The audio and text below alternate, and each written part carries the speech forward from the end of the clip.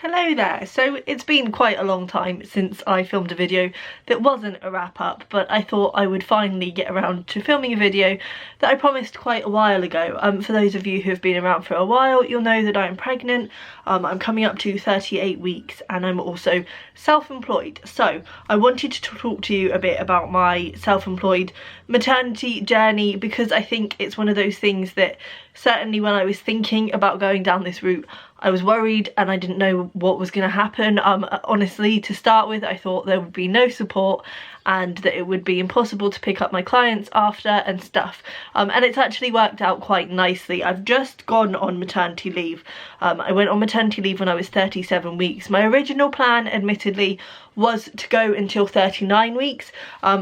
In hindsight, a little bit ambitious because babies can come early, and also it just happened that at my last midwife appointment there was a bit of a scare. It looked like I might have had to go into hospital, so I had to put an abrupt halt to my work. Luckily it was only 2 days before my maternity leave was supposed to start anyway, and luckily everything ironed itself out and I'm back home, as you can see. But I think that's a lesson to bear in mind, is that even though you're self-employed and you can carry on working for longer, obviously, because physically you have that space to have a nap when you need to, or to take it easy when you need to, I would think about that, because certainly to start with I was intending to work right up pretty much to my due date, and it just doesn't work out. And I think it's worth giving yourself some leeway. And also in the last month especially, I've been very surprised by how exhausted I've been, how difficult it's been to carry on working. So definitely worth bearing in mind to start with. Give yourself some leeway. I think I kind of was happier with 37 weeks because 37 weeks is when you're full term, so technically your baby can come anytime between the 37 week and the 42 week period. And for me, certainly, I feel like he's going to come before I would have been giving up work in the first place. So, you know, that wouldn't have been ideal. So definitely give yourself that leeway. It's better to tell your clients earlier than to have to let them down all of a sudden. So I think that probably the first thing, and the thing that was certainly most pressing in my mind, and is probably most pressing in yours if you're watching this video, is how do you get support when you're on maternity leave? Now obviously, as a self-employed person, you're never going to have the support and the financial income that you would have had if you were employed. That is a given. However, don't think that there's nothing out there for you. So basically, when you're employed, I obviously don't know that much about it because I've never had maternity pay when I have been employed. However, I believe you are entitled to statutory maternity pay, which I think most employers will top up so that it's at least quite close to what your salary would have been for the first 6 months, I believe, and then you go down to just the normal statutory rate at 9 months. I think. Don't quote me on that. That's what I think happens. Obviously that doesn't happen when you're self-employed. Also, you have to be a lot more proactive in getting your money because there's no employer there that can just tick a box and you can have the money. So for me, I started out thinking that there would be nothing, and then I started researching it and realised that there is a thing called maternity allowance, which I think anybody who is not employed is entitled to maternity allowance, whether that be because they're a contractor, because they don't have a job, or because they are freelance. I think you have to have paid national insurance for the set period that they give you. I believe that's the only sort of regulation that they have. I was worried to begin with that it was going to be really difficult to apply and that there was going to be loads of hurdles in the way, especially with everything going on in the world at the moment, and obviously a lot more people claiming allowance and claiming benefits. I thought it was going to be an absolute nightmare. So I actually sent my form off midway through March when everything started getting a bit mad, because I predicted that it might take a little bit longer. Which I'm really glad that I did, but we'll get more into that later. So actually, don't be afraid of claiming maternity allowance. It's really simple. The form was surprisingly simple. I don't think I had to give like a estimate of my annual income or anything like that, which was a big relief because they contact HMRC for you. So they do the hard part and they will look into your tax file and everything like that. All you really need to do is write down when you were self-employed from, whether you've been self-employed in this test period, when you want your maternity allowance to start, how you would like it to be paid. So you can choose every 2 weeks or every month, I believe. And that's literally it. It was the simplest government form I've ever filled out. Sadly, things didn't go quite as simple once I had sent it off. So after I'd sent it off, and then the full amount of maternity allowance is supposed to be 151.43, I think, or around about that figure. And there was no reason, you know, I've been self-employed for nearly 4 years now. There was no reason why that shouldn't have been possible. But I got a letter back about a month later saying that I was entitled to £26 a week. So obviously that sent me into a bit of a tiz, and it took a long time to get through to the department. Again, I don't think it helps with everything happening, although luckily the maternity allowance department is separate from other benefits departments, but it still took a very long time, and I found actually the easiest way to get through to them was to call them straight away in the morning. Otherwise I was on hold for an hour at points and I just had to give up. So yeah, that was a challenge, and it was stressful, and I was worried, and I was thinking, why, you know, what's gone wrong? Have I filled the form out wrong or something? And actually it was a mistake on their behalf, and totally understandable. As I say, things are a bit manic in the benefits world at the moment. Basically what happens is the maternity allowance team will give you £26, so they will always send out that letter saying that you're entitled to £26, but what they should do is also contact HMRC at that time. And the problem is, because when you're self-employed, obviously you pay last year's national insurance this year, sort of thing. So to have the 60-week period, I think it is, that they give you, you have to have paid national insurance for 60 weeks or so, up until the date that you want your maternity allowance to start. So automatically you're only entitled to £26. HMRC are then supposed to contact you, and you have to pay that national insurance in advance. It's not much, don't worry.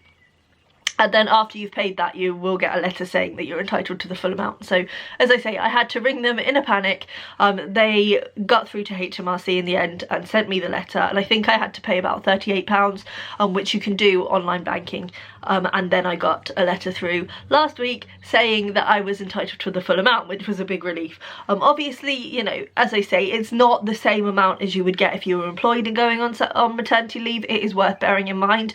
I've got savings, so I'm quite, you know, I'm okay with that, and I think it's going to be manageable with my partner's income as well. But bear it in mind, you know, you might have to make some changes and make some allowances or do some saving before you go on maternity leave. So worth thinking about as soon as you find out you're pregnant, really.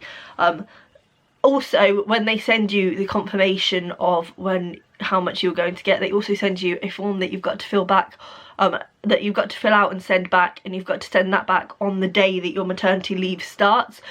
Even if that's not the day that your maternity allowance is going to begin, you need to send that on the first day that you aren't working. And also on that form that you tell them when you would like your maternity payments to begin. So that's the maternity allowance journey. It's surprisingly straightforward. Even though I had a little hiccup, it was surprisingly straightforward, and they were really quick to rectify that hiccup. I think the thing to bear in mind is that it's a lot of back and forth between the two departments, it seems. And she was saying, you know, HMRC have to get back to them, who then has to get back to so it does take quite a long time. I don't know if it was slowed down because of everything that's happening, but from applying to actually getting my letter, it was probably about 2 months. Which again I think is worth bearing in mind, because I wasn't sure when to send off. I think you can technically send the form from any time after 26 weeks of pregnancy, I believe, and you can start claiming maternity allowance from any time after that point. You can also backdate your maternity allowance, so if you were off sick for some reason, or if your baby came early, you can send off that form. As long as I think you send it off within a week of your baby's birth, they can backdate it for you, or they can start it whenever. So as I say, that is a surprisingly straightforward process. Don't be afraid of it. It was the easiest thing that I've ever, and you know, I've filed for benefits before, and I used to get job seekers and all of that, and that was a nightmare, and all the forms were just a headache. This was not that at all. It's a long form, but actually it's split into different sections depending on your circumstances, so actually half of the form you don't fill out anyway, so don't be afraid when you see the size of it. But yeah, and the next topic that I thought I would talk to you about was actually how I dealt with leaving my clients. So I have 2 primary clients, so I'm a bit lucky in the fact that I didn't have to juggle loads of different contracts and things, and also my contracts are quite short term in the fact that I don't get, you know, a commission at one point, and then I've got 2 months or so to fill it, and I think that needs to come into account if you are thinking about giving notice to your clients. Obviously with an actual employer, you'd probably tell them around after your first scan or so, just because it's easier for antenatal appointments and things, but obviously you don't need to do that when you're self-employed. In fact, it would probably be counterintuitive to tell your clients too early on, because it's not really relevant to them, and they might then not come to you for further commissions and things like that. So for me, as I say, my commissions are quite short term, so I will normally have, well, one of my clients, I have jobs daily and I complete them as they come in, and another one of my clients I have about a week rollover. So for me, I did and ah about when to tell my clients, and I felt a bit dishonest leaving it as late as I did, but then it's difficult because you don't want to tell them too soon and it not be relevant to them, or they say, oh well, we're not going to give you any more jobs. I think in the end I ended up telling one of my clients, I think I gave both my clients 2 months notice basically. I did stop them at different times because I wanted to lessen my load and then ease off, and I also want to pick one up again before the other, if that makes sense. So yeah, I gave them both about 2 months notice, and I think that's reasonable at any time really, as long as you don't, you know, if you obviously have 6-month commission coming up, you would have to tell them. I think the main thing to do is to make sure that you can complete the jobs that you've accepted, and tell them at a point when, if you were to take on any more jobs, perhaps you wouldn't be able to keep it up.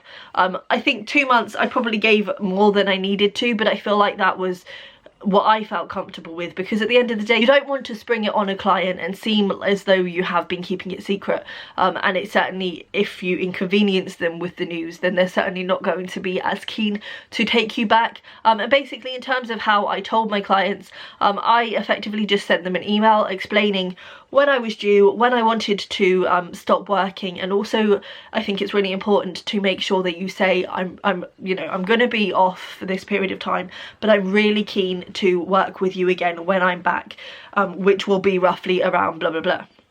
And for both of my clients, big relief. They were like, yeah, that's absolutely fine, we would love to work with you again whenever you're ready, so just give us an email.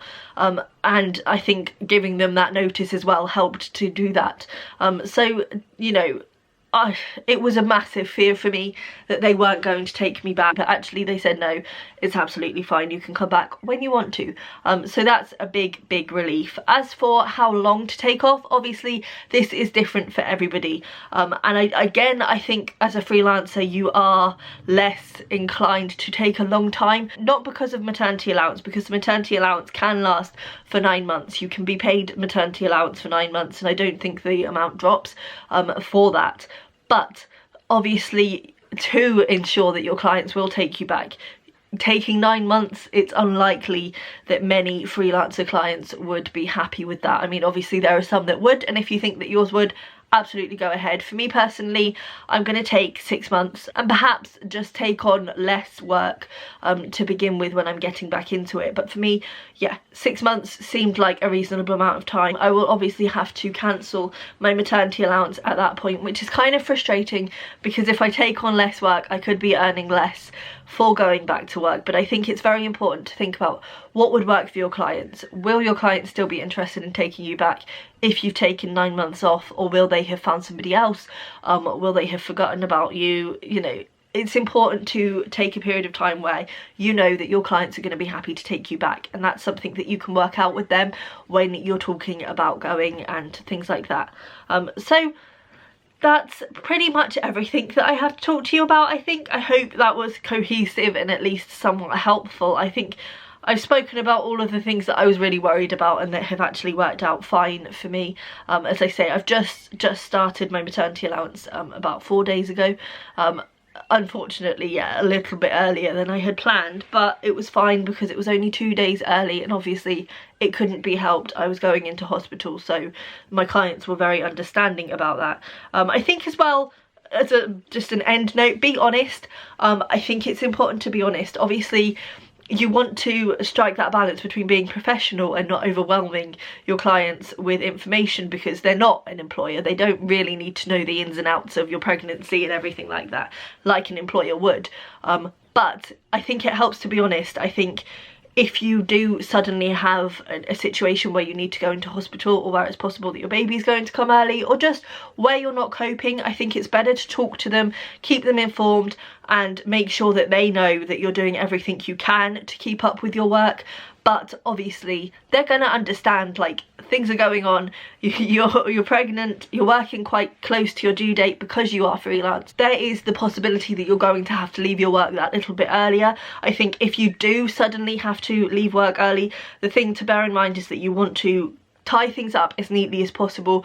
Make sure that your clients know where you're going with a project, or, you know, make sure that you're not just absolutely leaving them in the lurch as much as you can. And I think other than that, the honesty is going to be the main thing. If you carry on working and pretend that you're not feeling ill, or that your midwife's not worried about something, and then suddenly your partner has to message your clients because you've been hospitalised or something, that's going to be much more of an inconvenience for them. Just be honest, be open, and yeah, you should be fine. So please let me know down below about your maternity allowance and self-employment maternity journeys, if you have any, and let me know if you've got any questions, and I'll try and answer them as best I can. Fingers crossed that I can now relax and enjoy my maternity leave, which feels so good. But anyway, yes, I'll see you next time. Bye.